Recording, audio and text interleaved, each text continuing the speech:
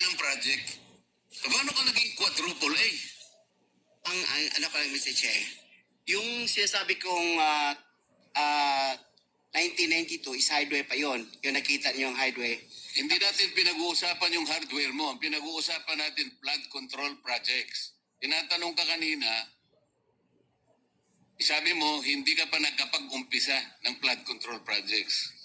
Paano ka nagkaroon ng lisensya? Paano ka naging quadruple A? At lalong mahalaga, paano ka nasama sa 15? Gumawa ka na ng flood control project. Gumawa na tayo ng flood control O project. ngayon gumawa ka na naman. Ano ba talaga yung totoo? Baka hindi ka makauwi sa araw na ito. Nagsisinungaling ka na naman eh. Ang sinabi ng Pangulo, kasama ka sa 15. Tama, Mr. Huwag Che. mong mamaliitin ito. Pagkatas dito, aartihin mo kami. Sasabihin mo, hindi ka pa nagumpisa. Nagumpisa ka isang hardware. May problema dito eh. This, ano na yan, story lang yung sinasabi ko, Mr. Che. Ano na yung totoo? Yung totoo, may lisensya na tayo na quadruple A ngayon. O ngayon nga, ngayon meron ka ng quadruple. Yes, Mr. Che. O, ilang project ang na-execute mo na?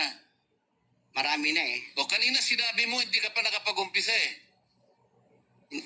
Meron akong hawak na martilyo rito, sinasabi ko sa'yo. Mr. Chair. Huwag kang tatawa-tawa kasi hindi nakakatawa ito ah.